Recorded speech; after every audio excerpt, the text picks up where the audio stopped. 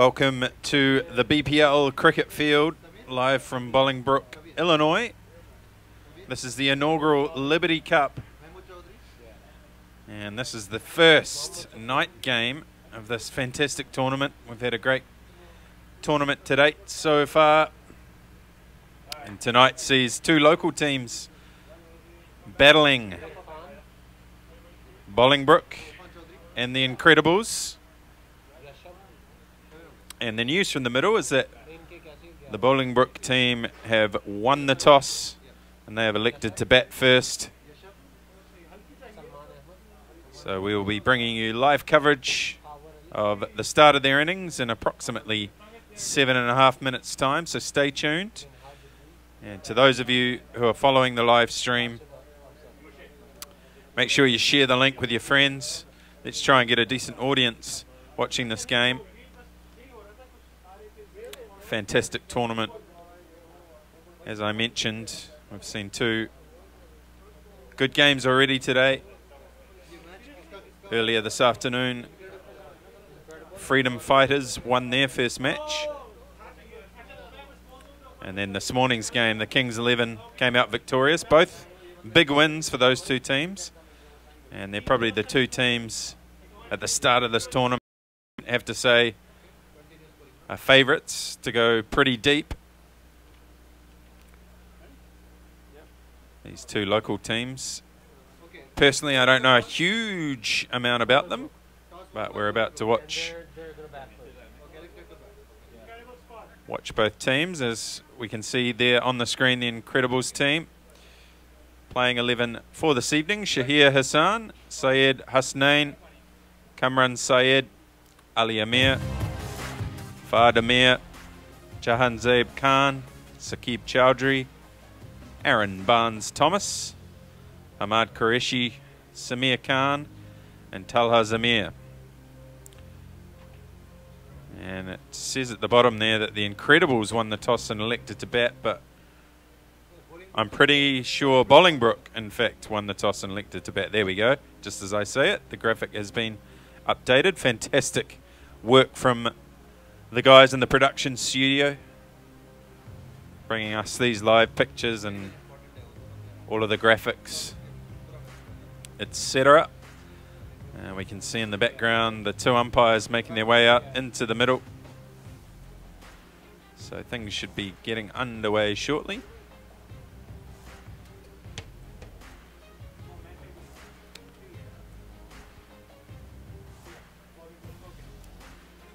So match number 3 of the inaugural Liberty Cup from Bolingbrook, Illinois. Fantastic weather so far today, and the forecast looks pretty good for the rest of this July 4th long weekend. Hopefully we get every match in the tournament through unscathed. Certainly looks like that is going to be the case.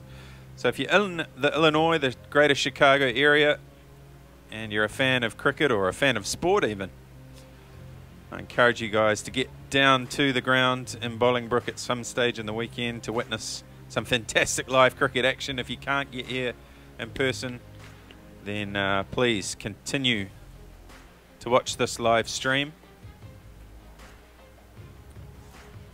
We'll be live with you for the next 3 days. More round robin matches tomorrow and on Monday, and then Tuesday we'll be bringing you 2 semi-finals and the grand final.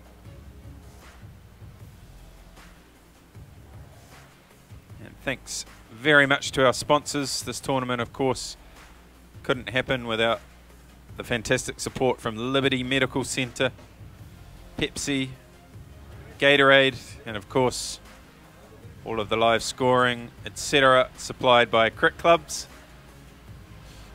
And we thank them very much for all of their support. Just a reminder that I am Jamie Lloyd, and joining me in the commentary booth for this first innings tonight is Amir. Amir, welcome. Thank you. Thank you. Welcome to you. Thank you very much. You guys have done a fantastic job so far today.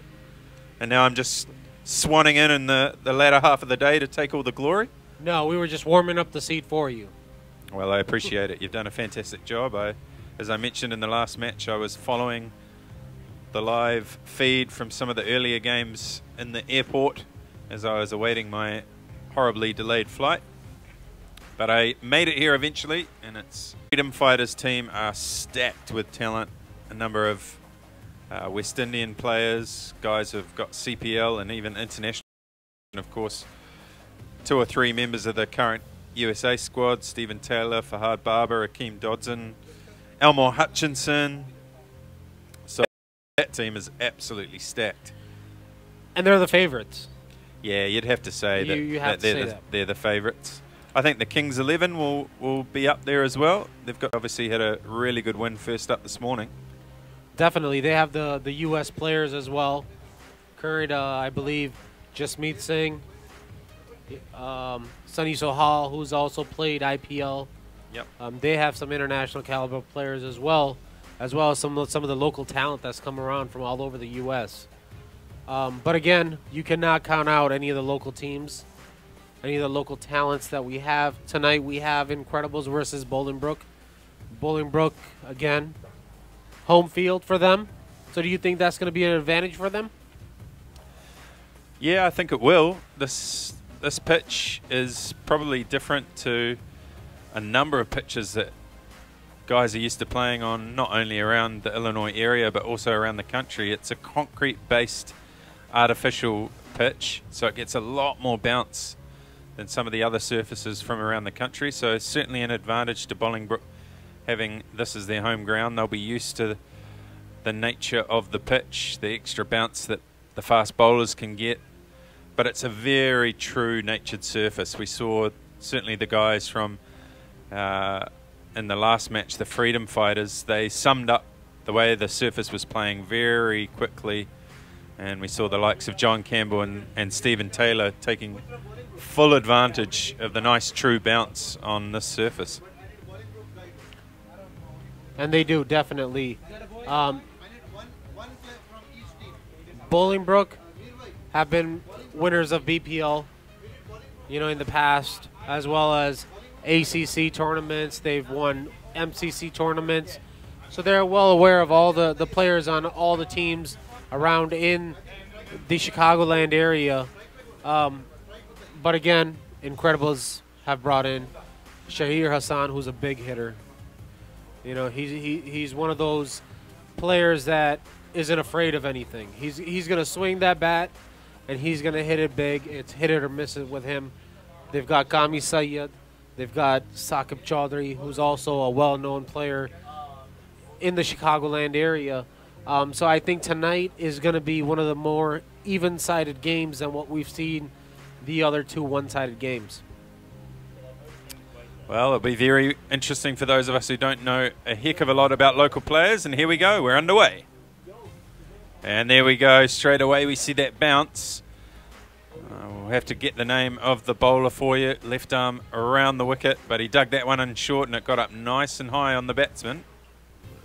Kamran Syed, left-handed bowler. And he can generate that pace as well. He's got loads of experience. Again, these 2 teams are all local players. We're not going to see any of the international players or any person that's been involved in, multinational tournaments. So this is true talent of Bolingbrook up on display tonight. So Mahmood Chowdhury is the man on strike. Yashub is the non-striker. Again, short and beating the outside edge of the flashing blade.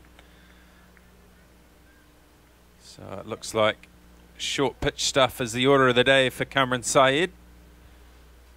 And for him, more importantly, he's got his line just about perfect.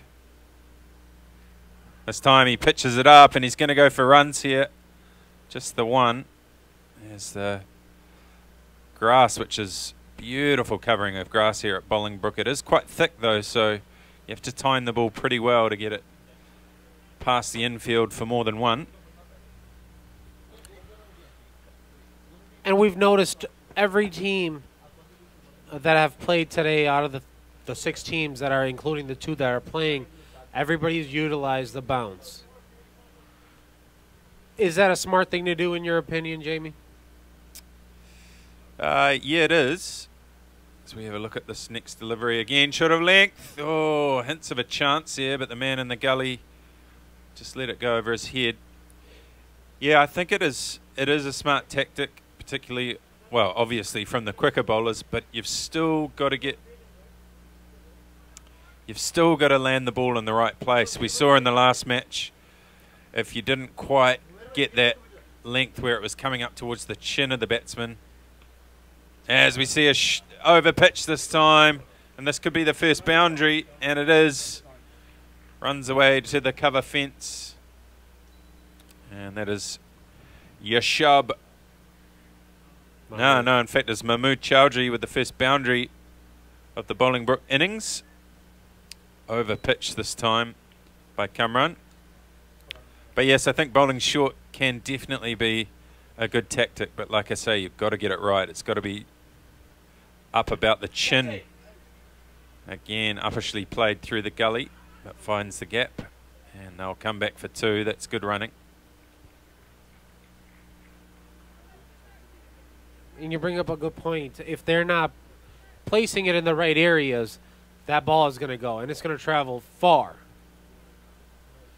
Absolutely. We saw in the last match when Stephen Taylor and John Campbell were batting together that, I'm not sure why, but for whatever reason, the quick bowlers were managing to get really good bounces directed towards John Campbell. They were coming up towards head height. They were bowled with a little bit of pace. But then they just weren't quite getting it right against Stephen Taylor. It wasn't quite as short. It was bowled half a yard slower, and he was just murdering them over the onside.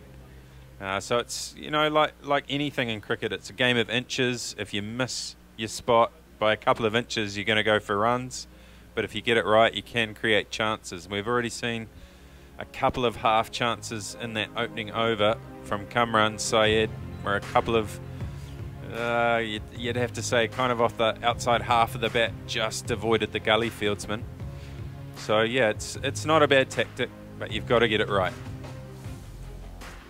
So we see Incredibles bringing on Samir Khan, a spinner right off the bat.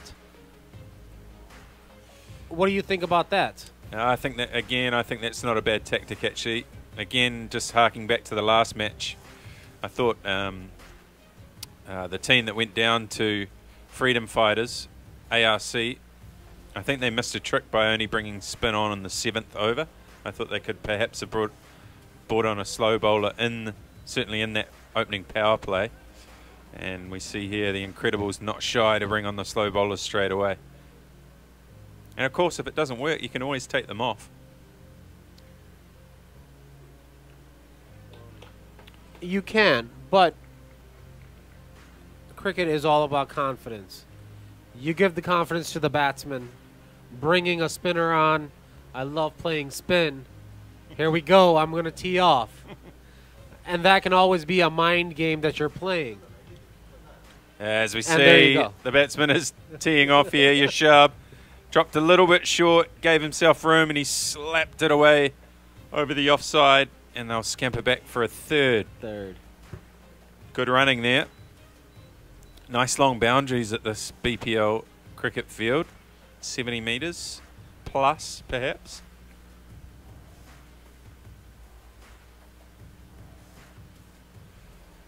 So they're on to 11 at the start of the 2nd over. So a good start, you'd have to say, for Bolingbrook.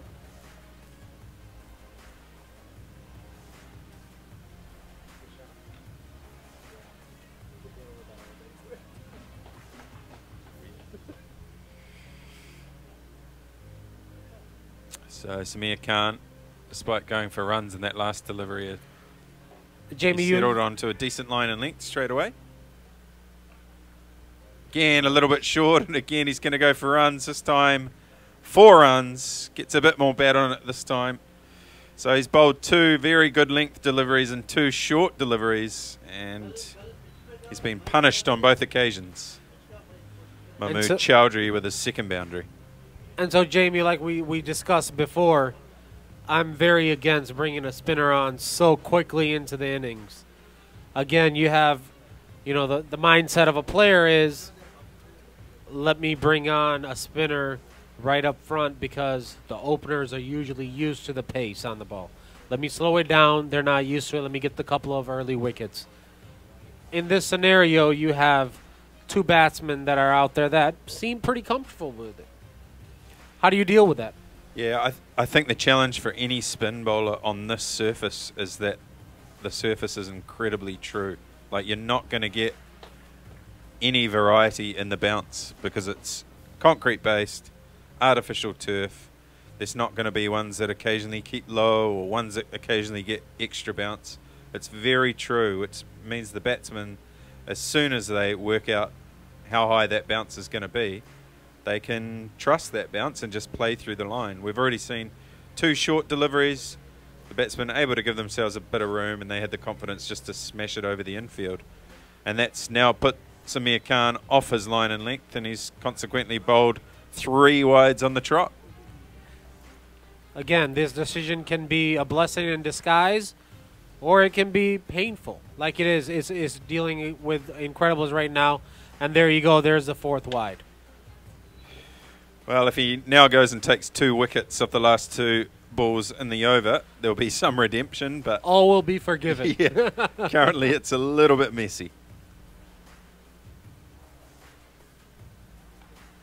And a suggestion that maybe that would have been signalled wide had Chowdhury not hit it. In the end, he just gets a single down to long off. And we see the umpires signalling between themselves there that there is in fact 1 ball left in the over.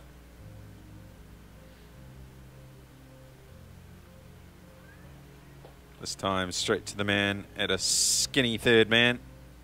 Short third man, and that ends the second over. 12 runs from it, including 4 wides. So 20 without loss after 2. Bolingbrook will be very happy with their start. Jamie, in your opinion, what do you think is par score on this field? All things being equal, if you've got 2 teams of equal ability, I think you're looking for 170 plus because of the true nature of the surface. Obviously, we saw 2 matches earlier today that perhaps were a little bit one-sided. The teams bowling first were, the stronger of the sides. They ended up having to chase down subpar scores. But we're hoping that tonight this will be a more even contest. So I think Bolingbrook would be targeting 170, 180. And I agree.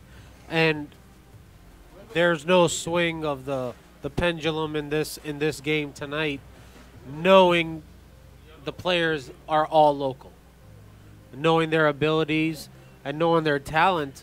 This is, throw it up in the air, and this is who I'm choosing tonight. Well, let's hope it's a nice close game, particularly for those who have made the trek down to the ground to watch live. There's a smattering of spectators in the tent. As this time doesn't get all of it, but he's got it over the infield backward a point, and it will in fact run all the way to the boundary, so he got enough on it. Kamran Syed this time just losing his line,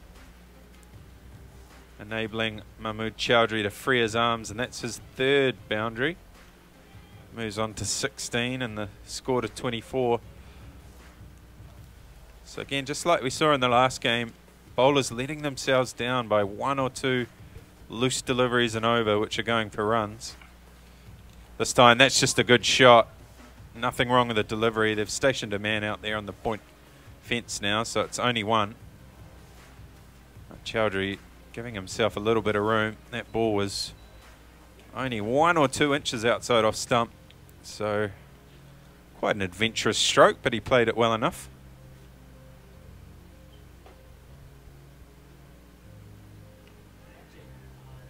This time he was given more room. They don't have the man for Yashub. They get a couple of runs this time. And it's interesting to me that Syed has elected to go around the wicket right from the start. particularly when you're bowling to two right-handers. I would have thought that he'd at least try and bowl with the angle going across the players. And then perhaps if that's not working, then go back to around the wicket. But maybe it's the way he always bowls, I'm not sure. And he does. I feel he's a little bit more comfortable getting that angle into the bowler, into the right-hand batsman. In the Midwest, we don't have that many left-handed batsmen. So that's an advantage that he has, that he's got the ball angling into the batsman. And he's been effective. Well, if he hits that spot that he did in that last delivery, he'll certainly be effective.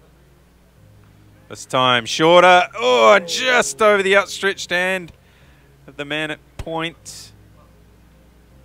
Again, the batsman, Yashab, looking to give himself room and just getting enough on it. And that's been called one short, so some lazy running from the batsman there. Presumably that was Yashab himself, as it was signalled from the bowler's end. That ends the over. So 28 without loss after 3. You know, Bolingbrook is just chugging right along. 9.53 from the matches that we've seen earlier in the game. If they keep up the rate, they keep up the pace, you're looking at over 180, 190, which is well over par, if you say. Yeah, definitely. As long as they don't lose too many wickets, they can keep the momentum up. And that's going to be key for the Invincibles and trying to restrict the scoring rate here, as they need to take a wicket. They've managed to create 3 or 4 half chances that just haven't quite gone to hand. They just need a little bit of luck to go their way. And as we see, Incredibles are bringing on a bowling change. Talha Zamir, right-handed spinner, off spinner. As the cameraman is about to capture a deer running across the field in the background. Just have to say that's a first for me, as we see this one swung high into the air, but there's no one near it. A couple of players converging from different parts of the field. 2 runs in the end. So another possible half chance, but Mahmood Chowdhury managed to find nothing but grass. But we have to give it to the cameraman for capturing that deer, because I didn't see it.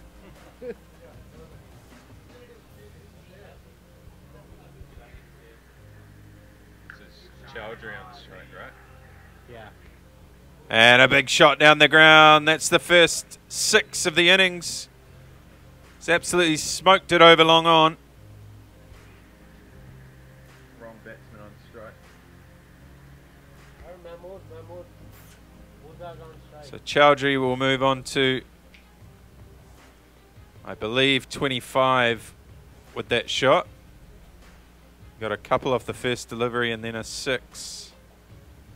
I think the last ball of the last over was 1, but they would have run 2. It was 1 short. So that'll be where it got messed up. So Talha coming in for some tap early in his spell. Manages to bowl a dot ball here. He'll be happy about that. So, Jamie, what is key for spinners on an artificial turf? Faking an injury and not bowling. Look, it's very difficult. As we see this one, that and straight into as a wicket.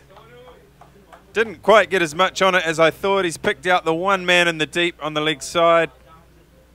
Straight down his throat, and he took the catch comfortably. So there we go, the wicket I was talking about that they needed. And that's just a little bit of luck, you'd have to say, because it was a pretty good shot, but he's picked out the guy perfectly standing on the fence at mid-wicket. But coming back to your question, as we await the new batsman, it is very tough for spinners. But it's really about doing the basics well. So knowing your plans, where do you normally land a ball as a spinner? Is it off spinner or a leg spinner? Is it just outside off stump, spinning back in towards middle as an offie, or on middle and leg, spinning away for a leg? And just try and focus on bowling consistently in one area and then setting your field accordingly. So having your guys in the deep that can be placed in good positions to take the big shots like we just saw.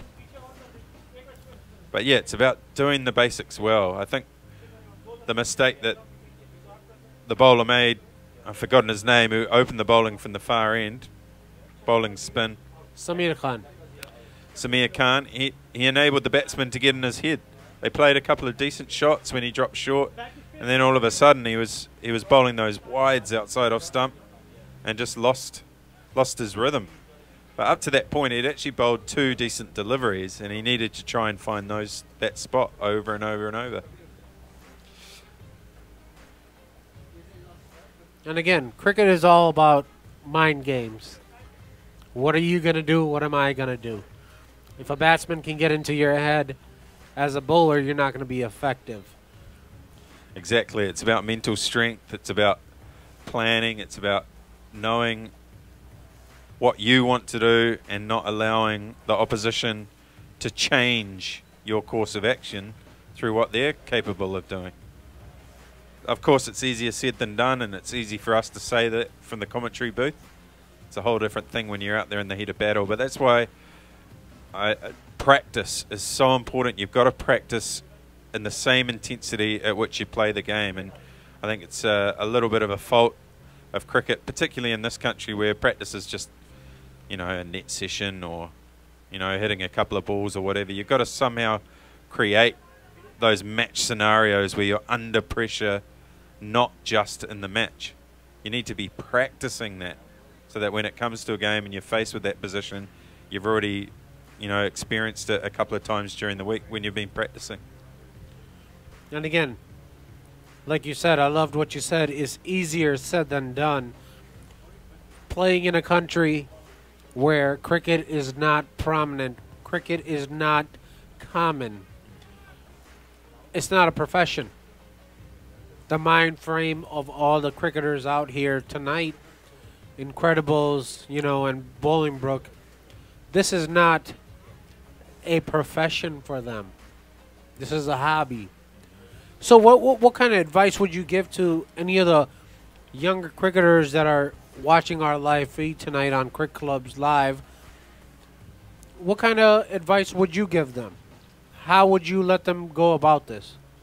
Well, if you're really passionate about the sport, it doesn't matter whether it's your profession, or it doesn't matter if you're getting paid to do it. If you love it, you'll want to invest your time, invest your energies into the sport. And that's not only playing, it's about watching it. You know, as a young man, when I was growing up, I loved the sport, so every time it was on TV, I'd be watching it, and it wasn't always on TV in my home country of New Zealand, so I had to listen to the radio. But I loved listening to the radio. I read books. I learned how to score. I learned how to umpire. You know, I was always, we would have team trainings twice a week on a Tuesday and Thursday, games on Saturday. But Monday, Wednesday, Friday, I was down at the local park playing or practicing with my friends or playing backyard cricket with my neighbours. Just give yourself to the game every moment that you can. Listen to what the commentators are saying on TV. Listen to what other players are saying. Learn, soak up, get around guys who have been there, done that. Just try and immerse yourself in the sport, and you won't, and you'll just you won't be able to help it. You will naturally improve and become a better cricketer, a better thinking cricketer. Yeah, that would be my advice, I guess. But again, if you've seen, you've only been here for a couple of hours, and I'm pretty sure you've been to the U.S., you've commentated on so many different tournaments. The typical thinking of all the parents, Yashab, who's very young, very talented, his parents are probably already talking about, you know, cricket is not the way to go. What kind of advice would you give to them? Would you give them the same type of advice? Well, I mean, it's about balance in life, of course. You can't just do cricket 24/7, 365. You've got to do, you know, work hard at everything you do in life. But if cricket is a big part of your life and it's a passion, then every chance you get, you should be wanting to invest in it. But of course, your studies and family and all of those other things are as important, if not more important, than the sport we love. And in terms of a profession, let's be realistic. It's going to be tough as a US cricketer to make cricket your full-time profession. It looks like perhaps in the near future that might change with some of the stuff that's happening around the administration of the game. You know, there's some positive outlook, perhaps for the first time in a long time. Oh, as we see, another wicket, straight to slip. The batsman, for some reason, is standing his ground, but that was regulation edge, straight to first slip, and a second breakthrough, and no surprise that that comes on the back of a couple of dot balls. So Syed has started his spell very well, 2 dots and then a wicket, and that's the end of Kabir. He's gone for 1. Yashab there still on 9, and Bolingbrook batting first. Slipping a little bit, 37 for 2 now. But yes, realistically, it's, you know, giving your life to cricket in terms of trying to make a career out of it, not really realistic in this country at this stage. Exactly, and again, I think the hopes of Bolingbrook were lying on Kabir to have a big innings tonight. He's a big hitter of the game, of the ball. I'm pretty sure that he's their best all-rounder. He's able to swing the ball. He's able to bowl very well in the right areas, bowling in the right channels, as well as hit it pretty big. And that was a big blow for Bolingbrook.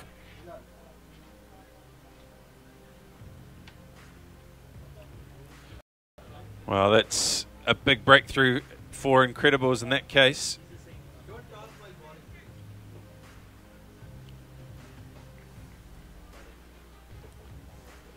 So Syed.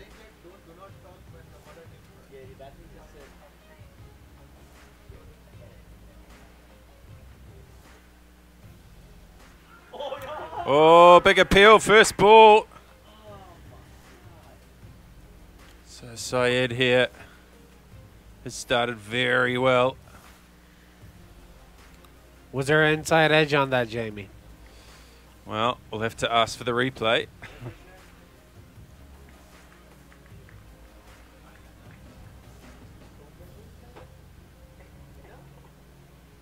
Stepping across his stumps this time. Hitting it straight to the man at short cover. No run again, so no runs off this over so far. Fantastic start, and the Incredibles, after being under the pump early, have dragged themselves right back into this match.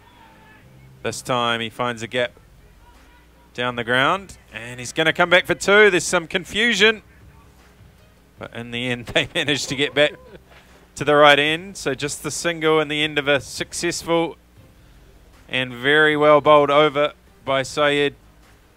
He's got the figures of 1 for 1 after 1. 38 for 2 after 5. And yeah, like I say, all of a sudden Incredibles have the momentum, and that 170, 180 looks a long way away. It does, and I think they were so excited about getting the wicket of Omar Bilal, as he's known for his big hitting. He will clear the boundary by a long distance, and if he gets going, it's going to be a very long night for the Incredibles.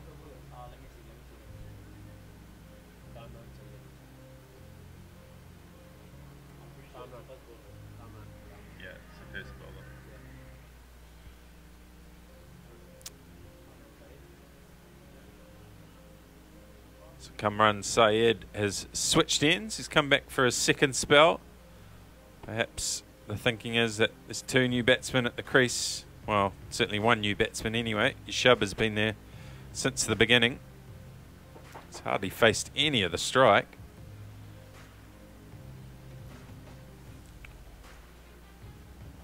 But perhaps now that one end is opened up, bringing back Kamran Syed to hopefully nip out another 1 or 2 wickets here. And I think Incredibles are trying to throw a curveball, as we say in baseball here. A curveball here by sending in the pinch hitter in Umar Bilal, trying to throw off the Incredibles off their game plan. Umar Bilal comes in a little bit later on, you know, 4 down, 5 down. He's a pinch hitter. To send him in, it can turn out to be a very good move, and it can turn around and I thought that was a pretty big hit, but I guess not. It just gets the one. A man stationed out in the deep on the leg side, but he's certainly not holding back. Is Umar Bilal? He's throwing the kitchen sink at it. If he connects with any great power on one of these shots, it's going to go a long way. Meanwhile, Yashab finally gets back on strike. Right, Kamran Syed employing that same short ball tactic that he used earlier, bowling around the wicket, angling it in to the chest of the batsman, and they're struggling to score off him at the moment. This time pitching up, and he's driven over the offside field. Nice looking shot. Get at least a couple here, and that's all he'll get. Man in the deep got to the ball quickly and got the throw in the air. So what are the tactics that the Bolingbrook's going to need to use tonight in order to post a big total? 2020, it's a different ball game. What do you think they need to do? Well, like in any forms of the game, partnerships are crucial. And they just need to form a partnership here, not worry too much about the run rate. There's plenty of gaps with the field spread now, where they can pick up 1s and 2s and wait for the bad ball. There's been enough bad balls that they can just put those away with no risk. They should be able to score at 7 or 8 runs and over without taking too many risks. But they can't afford to lose any more wickets. If these two here can bat through to, say, 13 or 14 and then maybe look to pick things up, then there's no reason why they can't get close to that 170, 180. Running between the wickets will also be key. We saw kind of a half mix-up between them in the last over, so they need to talk between the overs about who's calling, what calls they're going to use. Of course, harking back to what you were saying earlier about advice for young players, here's a piece of advice. There are only ever 3 calls when running between the wickets: yes, no, and wait. Wait. Port in that.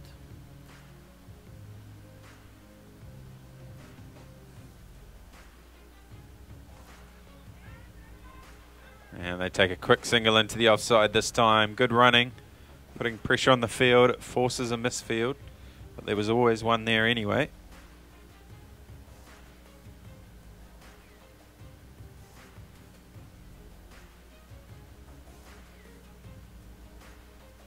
And again, this is what's going to build pressure onto the fielding. Incredibles are going to want to make sure that those singles are not coming so easily as they are right now.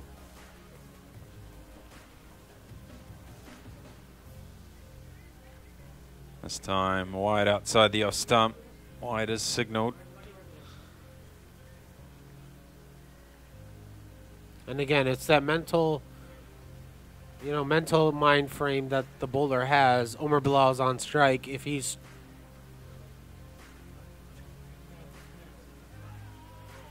drifting into the pads.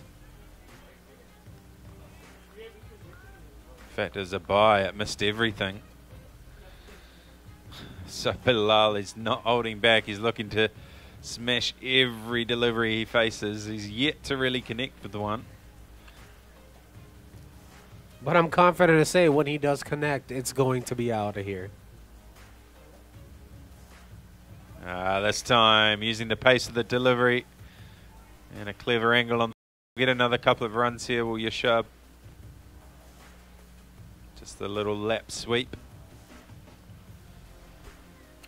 And I think the pair that's out there playing for Bolingbrook is a perfect pair. Yushup is going to work around the ball. He's going to get you the singles and the doubles.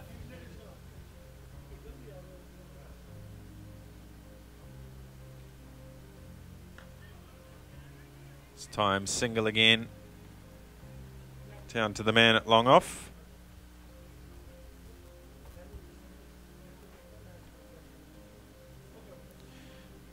That ends the 7th over. And at the end of 7, 49 for 2 the score. In fact, 50 for 2 is the score.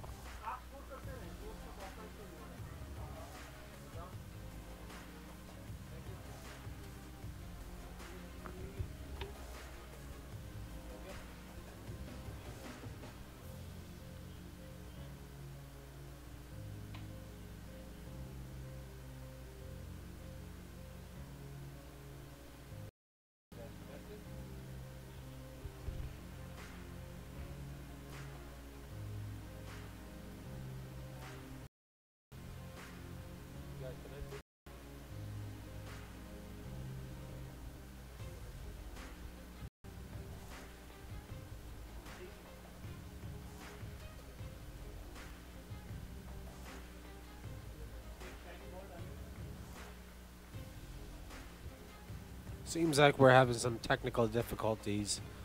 But again, the score is 50 for 2.